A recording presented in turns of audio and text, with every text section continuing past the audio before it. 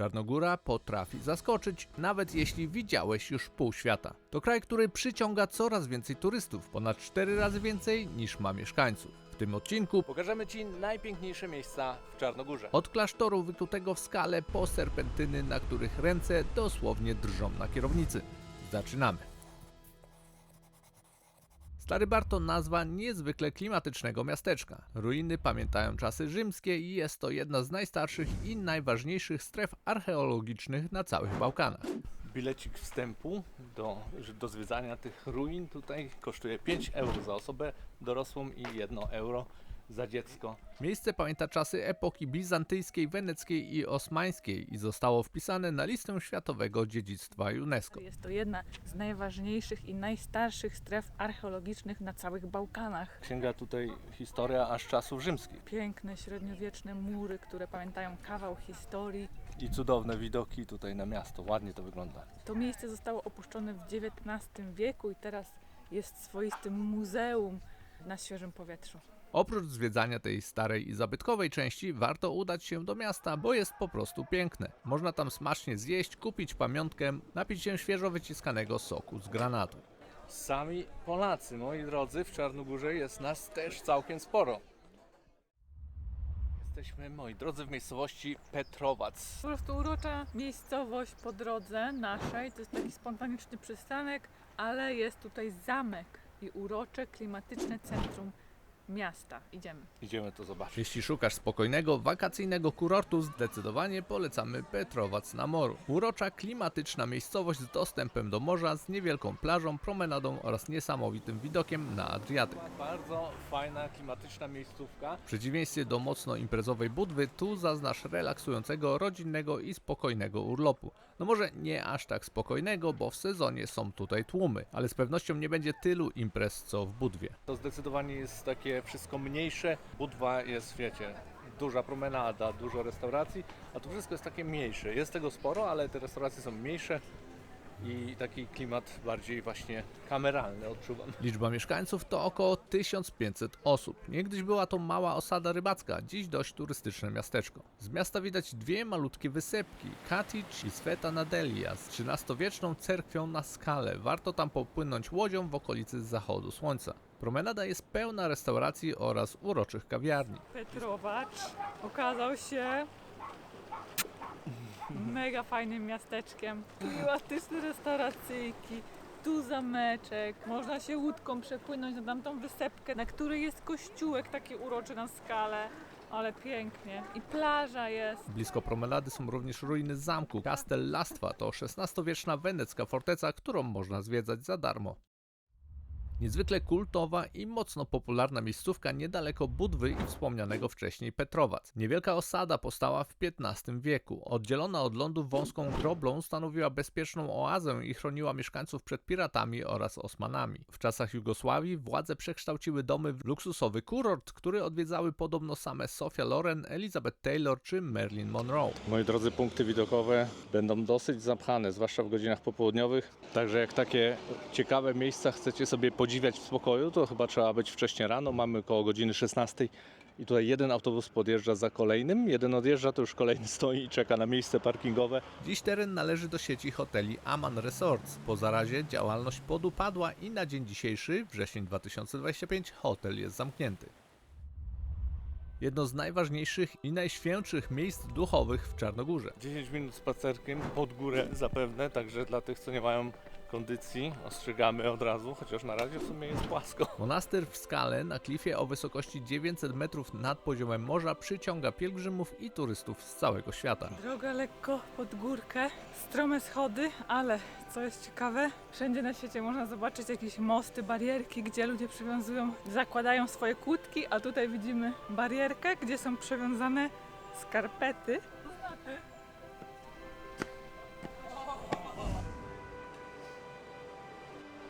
Nie można wchodzić z odkrytymi kolanami i ramionami, dlatego Natalia dostała spódniczkę i chustę, a ja też coś dostałem.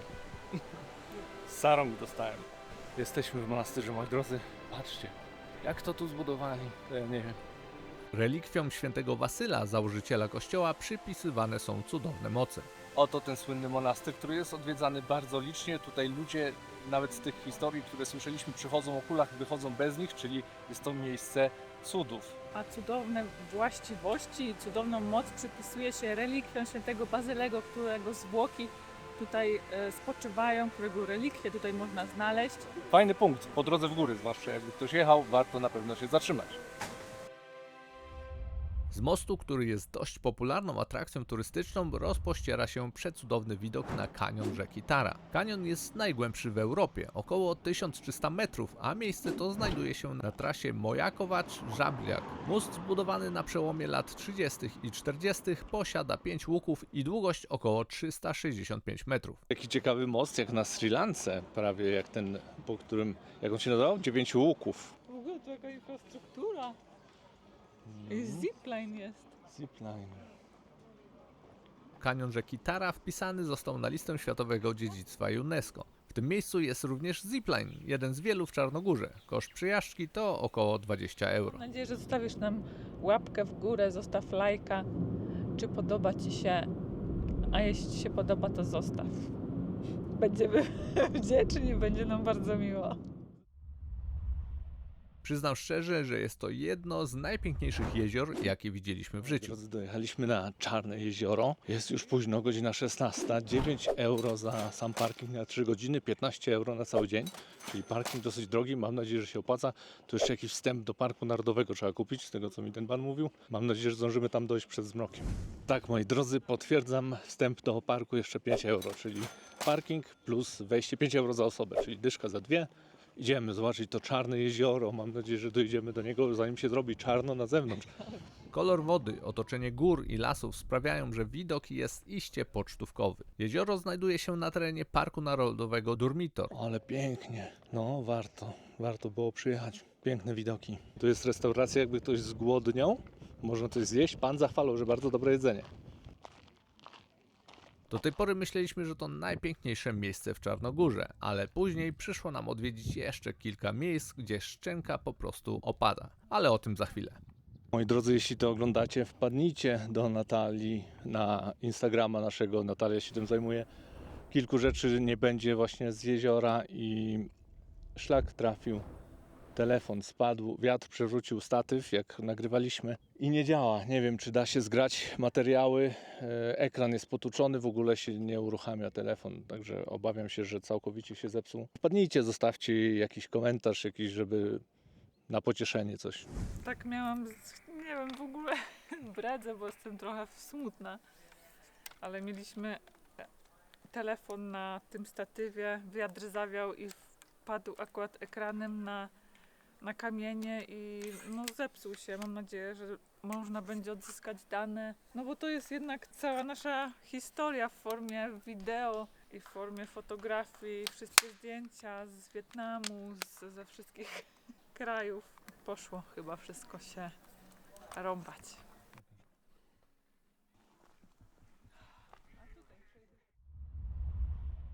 Budwa, miasto na wybrzeżu. Turystyczne, w sezonie niezwykle zatłoczone, może być świetną bazą wypadową na zwiedzanie okolicy. Dzieje się tu sporo, są bary, restauracje, dyskoteki i zatrzęsienie sklepów. Można plażować na plaży wzdłuż miasta, ale najbardziej klimatyczna plaża będzie lekko na uboczu, kilka minut spacerem za Starym Miastem. I tutaj jest plaża miejska, na której już byliśmy, ale my odkryliśmy inną miejscówkę, o wiele ładniejszą. Mamy końcówkę września, prawie październik, pogoda piękna, na plażowanie, na zwiedzanie też, bo nie ma aż takiego upału, około 20, może 6 stopni dzisiaj jest.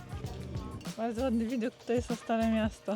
No, rewelacyjny stąd jest widok, taki pocztówkowy wręcz bym powiedział.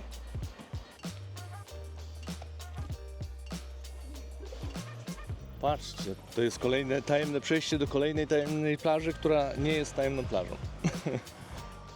Najpiękniejszą częścią miasta jest wspomniane przed chwilą Stare Miasto, czyli Stary Grad, serce historyczne i kulturalne Budwy. Obszar jest stosunkowo niewielki, około 200 na 300 metrów, ale zdecydowanie warto tutaj wpaść. Zabytkowe mury mają ponad 2,5 tysiąca lat historii, co czyni je jednymi z najstarszych zabudowań na całym Adriatyku. W środku jest wiele restauracji i sklepików z pamiątkami. Jeśli wybierasz się do Budwy, to Natalia na naszym blogu www.podróżniczy.blog poleca jeszcze kilka fajnych restauracji w tym mieście.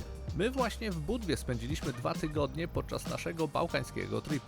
Ten piękny apartament z tak cudownym widokiem prosto na Stare Miasto z jednej strony, port zaraz obok i plaże z tamtej strony.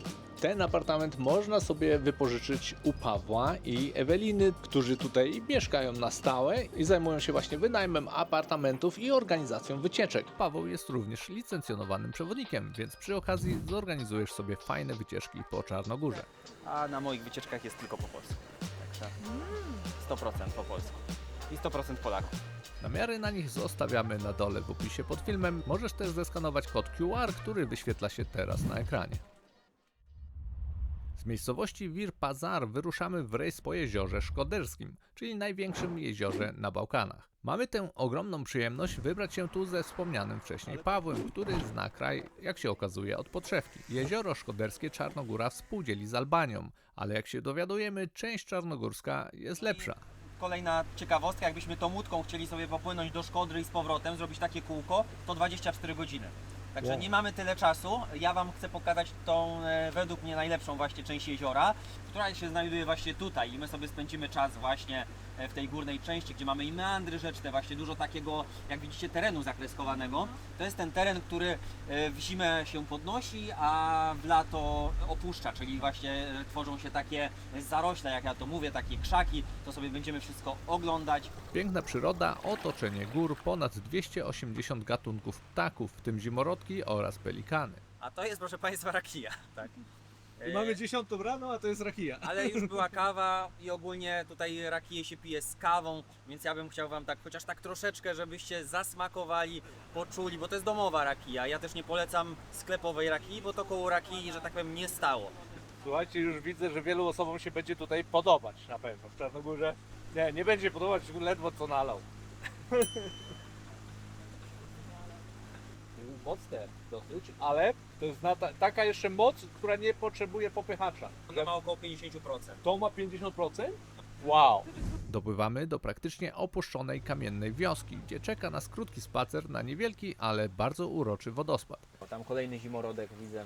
Czyli Paweł, tutaj gdybyśmy wzięli wycieczkę taką zwykłą na miejscu, to tego byśmy nie widzieli w ogóle. Na 100% nie. Tutaj zobacz, że masz 20 cm wody już. Tutaj Wow. duży statek nie wpłynie. Słuchajcie, ile tutaj mięty gdzieś musi rosnąć w okolicach. Normalnie taki zapach mięty się unosi w powietrzu, że jestem w szoku. Moi drodzy, na naszej drodze właśnie znalazł się koń. Patrzcie na to. Przeprowadzimy czy nie? Akcja przeprowadź konia. Przykąska. Zgłodniał już. Nie chcę, znalazł świeżą tą. Jaki miękki. Tak?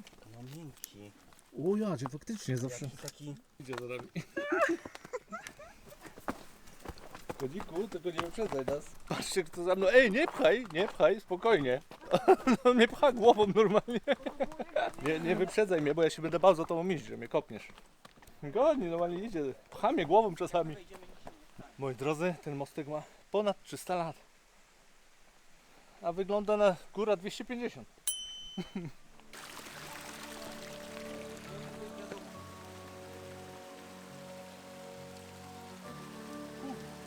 Są jakieś lecznicze źródła na pewno.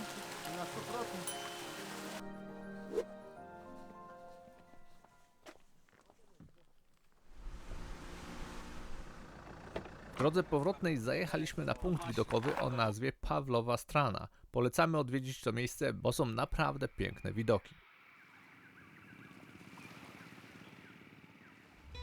Jedno z najpiękniejszych i najpopularniejszych miast Czarnogóry, położone nad jeszcze piękniejszą Zatoką Kotorską. No moi drodzy, dzisiaj Kotor. Wjeżdżamy do jednego z najpiękniejszych miejsc na Bałkanach. Przynajmniej tak piszą o tym w internecie.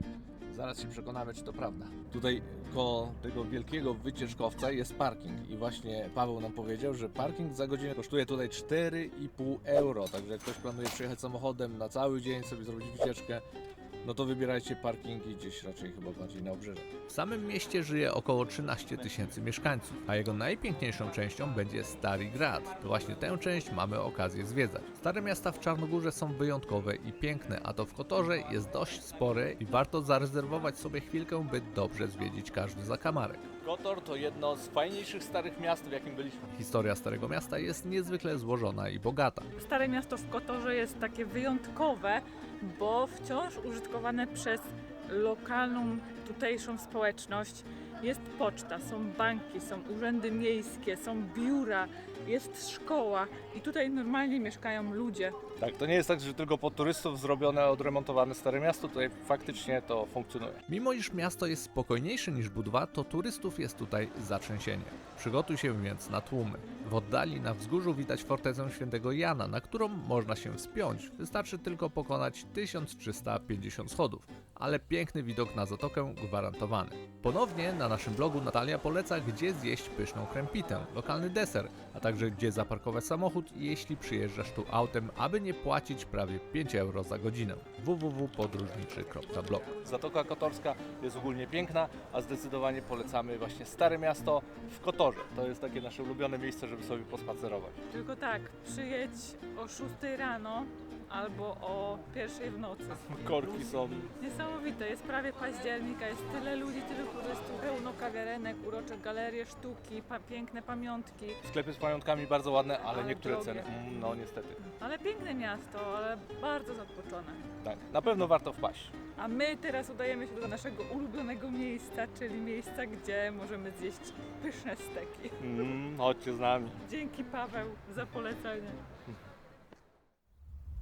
Jeśli znudzi Ci się klimat starych miast, średniowiecznych ruin i zapragniesz rzucić się w wir luksusowych zakupów i mega posh fancy klimatu, polecamy Porto Montenegro. Tutaj, gdzie luksus od razu widać, więc taki dobry kontrast, jeśli chodzi o Kotor i tutaj Tivat. I luksusowe, i takie też, ale ładne. Tu jest zupełnie inaczej, tu jest wybudowane wszystko na nowo, jest szeroko, ładnie, zielono, zresztą sami zobaczycie. Czarnogóra oferuje coś dla fanów luksusowych jachtów oraz życia na bogato. W Tivacie znajdziesz wyjątkowy i bardzo zaskakujący kompleks z jachtami, gdzie ochroniarz pilnuje prywatności tych wszystkich bogaczy, którzy przypływają tu z najodleglejszych zakątków świata. To miejsce kiedyś było bazą jugosłowiańskiej marynarki, a dziś sumują tu jedne z najdroższych jachtów świata. Jak to miejsce powstało? Tutaj zawsze było tak pięknie, tak wszystko zadbane, czy skąd to się wzięło? Nie, no nie zawsze tak ładnie wyglądało. To tak naprawdę zaczęło się budować po 2006 roku. Taki kanadyjski miliarder, że tak powiem, wyczuł tutaj okazję, bo po rozpadzie Jugosławii to miejsce popadło w taką ruinę, bo tutaj była baza marynarki wojennej, mieli tutaj swoje własne okręty podwodne, stocznia, no ale później flota osłabiona i tak dalej. Już nie było potrzeby trzymania takiego portu. No i powstało coś bardzo luksusowego, ale nie jest tu aż tak drogo, jakby się mogło wydawać. Bo wygląda drogo. Wygląda drogo, jest trochę ciszej, jest spokojniej, jest mniej ludzi, troszeczkę inaczej też ubrani, to też tak troszeczkę tak można wyczuć, ale bez przesady. Kawa nadal jest w dobrej cenie. Zaraz się może o tym przekonamy. Porto Montenegro odbudował kanadyjski miliarder Peter Mank razem z Rothschildami. Stworzyli z Tivatu luksusowy port, który przyciąga milionerów z całego świata. Słuchajcie, jak chcecie tutaj poplażować, jest taka opcja, ale ta plaża duża nie jest, także ostrzegam od razu, że to raczej chyba nie jest miejscowość, w której by się dobrze plażowało. Nie chcę nagrywać za dużo ludzi w tym na tej plaży. Są 3 osoby i plaża jest prawie cała zajęta, dlatego nie chcę jej nagrywać. W tej części Czarnogóry naszym pierwszym celem jest ta kultowa i polecana przez wszystkich trasa AP14. Postanawiamy zacząć od nieco innej strony, bo naszą trasę zaczynamy od miasta Pruzinę. Park Narodowy Durmitor to jedno z piękniejszych miejsc na Bałkanach. Witamy, moi drodzy. Nie wiem, czy kamera to odda, ale zapierający dech w piersiach widoki. Cudownie. Samo miasteczko jest dość urocze i ma niesamowite położenie ponad stworzonym przez człowieka, ale bardzo pięknym jeziorem Piwsko. Zatrzymaliśmy się w miejscowości Plużine, to jest pierwszy przystanek na naszej dzisiejszej trasie. Jesteśmy na terenie Parku Narodowego Durmitor i zatrzymaliśmy się w restauracji piwa nad jeziorem Piwsko. Mamy piękny widok na jezioro. W ogóle jezioro ma piękną barwę, jakoś taką lekko turkusową. Patrzcie w ogóle na to. Stolik z huśtawkami. Czegoś takiego jeszcze nie widziałem. Natalio, może usiądziesz, zademonstrujesz? Czyli to jest, proszę Państwa, piwsko niebieskie. Wystarczy z kuflem tu przejechać i... Trasa P14 to jedna z najpiękniejszych tras, jakie mieliśmy okazję przemierzać. Chyba trafi na naszą listę top 3 zaraz po Ha Giang lub Wietnamie. Na przestrzeni tych 50 km masz szansę doświadczyć wyjątkowych, trudnych do opisania słowami widoków. Trasa łączy Pluzinę z Żabliakiem. To najwyżej położona asfaltowa szosa w kraju, bo jej wysokość sięga nawet do 2000 metrów nad poziomem morza. Nasza przygoda rozpoczyna się przejazdem przez tunele, które są w sumie surowymi dziurami w stromych skałach. Doświadczenie nieziemskie. Jest wąsko, jest stromo, nie ma barierek, ale za to jest adrenalina. Wow, ale tutaj widoki się zaczynają. Moi drodzy, trasa P14 zdecydowanie polecamy. Krajobraz zmienia się dość szybko. Mijamy malownicze wioski, stada owiec, konie przebiegają nam drogę. To jest chyba najpiękniejsza trasa oprócz Ha Giang lub w Wietnamie, jaką widzieliśmy i jaką mieliśmy przyjemność przejeżdżać. Jejku, jak tu pięknie. Wreszcie docieramy do miejsca, gdzie można dostrzec najwyższy szczyt w kraju Bobotów Kuk, 2523 metry. Według mnie jest to pozycja obowiązkowa w Czarnogórze. O matko, no mnie koń przechodzi przez drogę. W ogóle Paweł nam to mówił, że to są konie tak opuszczone wolno. Zobaczcie. Jezu, jak pięknie. A! Jezu, kocham to. To jest najpiękniejsze miejsce chyba, w jakim byliśmy. No, piękny jesteś. Tak, jesteś cudowny. Jeśli jesteś fanem wypraw górskich, trekkingów, szlaków, warto zatrzymać się w tym regionie na dłużej. Takie widoki tylko w Czarnogórze. Czarnogóra nie przestaje nas zaskakiwać. Przyjeżdżając do tego miejsca mieliśmy wyłącznie zamiar nagrania wagoników wyciągu kolejki linowej, którą można się dostać z dolnej stacji w Starym Mieście Kotor na górną stację na górze Kuk w Parku Narodowym Lowcem. Jak się okazało, teren oferuje znacznie więcej, bo jest to poniekąd kompleksowe centrum wypoczynkowe. Restauracje, bary, świetne miejscówki na zachód słońca. Można nawet wynająć sobie rower i pośmigać po okolicy rowerem. Do samego mauzoleum ponoć można dojechać rowerem, znaczy ponoć, na pewno można, tylko jeżeli to jest pod górę, nie wiem czy ja bym chciał na przykład. Ścieżki spacerowe, miejsca piknikowe, plac zabaw dla dzieci, sklepiki z pamiątkami i nawet roller coaster. Z pewnością to nie koniec, bo teren wciąż się zmienia i jest w trakcie rozbudowy. Monte 1350 bar. Polecamy Wam wpaść, bo rewelacyjna miejscówka na zachód słońca. Są drineczki, kawa, amfiteatr, leżaczki. Można tutaj wjechać kolejką linową, cable car i można, co ciekawe, na przykład z Budwy przyjechać autobusem i w cenie autobusu liczona już jest kolejka i wrócić później autobusem do Budwy, także nie trzeba nawet tutaj wynajmować samochodu, można z Budwy sobie wpaść. Bardzo fajne miejsce, polecamy. Za namową naszego kompana podróży i przewodnika decydujemy się również na przejażdżkę Alpine Coasterem. Jest to widowiskowy roller coaster górski, który zjeżdża serpentynami po zboczu góry. Cena za osobę to 8 euro. W Wietnamie? Mauzoleum Piotra II Petrowicia Niegosza jest jednym z najważniejszych zabytków w Czarnogórze. Majestatyczna budowla powstała na szczycie Jezierski Wyrch w Parku Narodowym Lowcem. Ile tych schodów? 461. Na wysokości około 1657 metrów nad poziomem morza, co czyni ją najwyżej położoną tego typu budowlą na świecie. Przy wejściu do mauzoleum mamy dwa duże posągi, kariatydy. Ponad 4 metry mają i 28 ton ważą. Każda, tak? Każda. Spójrz na sklepienie. Masz tutaj, no nie czyste złoto, ale pozłacane kafelki. Jest ich tutaj ponad 200 tysięcy tych małych takich kafelków i 18-karatowe złoto. Także dlatego widzimy taki fajny efekt, że nawet w takim mroku ładnie to światło się tu odbija.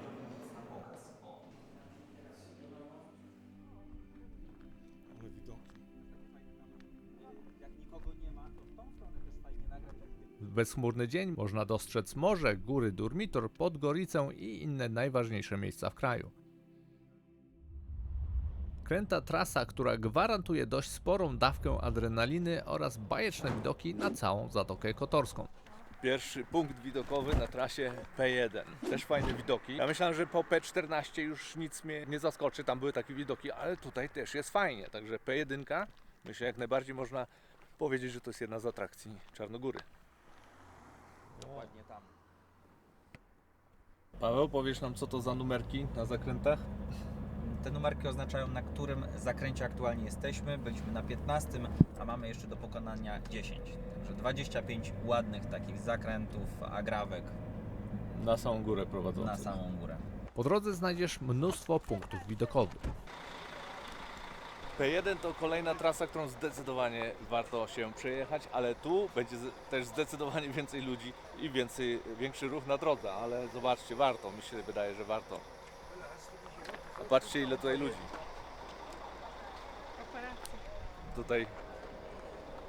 Tutaj już są tłumy. Polecamy Horizon Bar. Będzie to świetna opcja na przystanek na trasie. W sezonie są tu organizowane huczne zabawy z DJ-em. Aby wejść do środka i zobaczyć widok, należy kupić coś w barze. Warto o tym pamiętać, bo pan właściciel potrafi się lekko irytować, kiedy ktoś po prostu wchodzi i kieruje się prosto na punkt widokowy.